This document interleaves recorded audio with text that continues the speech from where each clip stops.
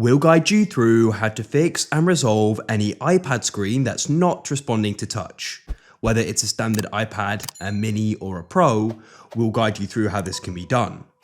If you find this useful, then consider subscribing and liking the video. It can be really frustrating when this is happening, as then you can't go and use your iPad. Of course, it's still on, but you can't go and use it. So we're going to guide you through how this can be done.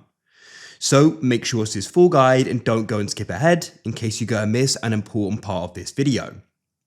So what we can actually do here is we're going to do a restart.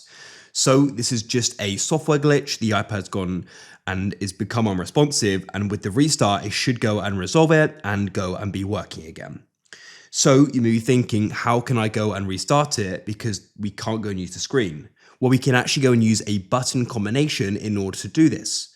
So what you want to do is go and find the buttons on your iPad. So I can go and look in the top left, and here they are, the volume and the side button.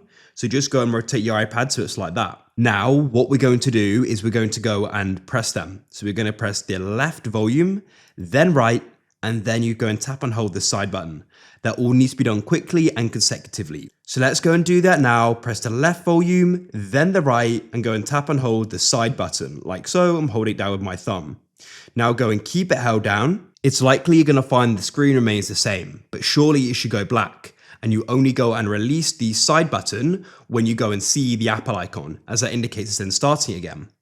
Now all we need to do is go and wait, and shortly the iPad should come back on and the screen is going to go and be responsive, and we're going to be able to go and use it as normal.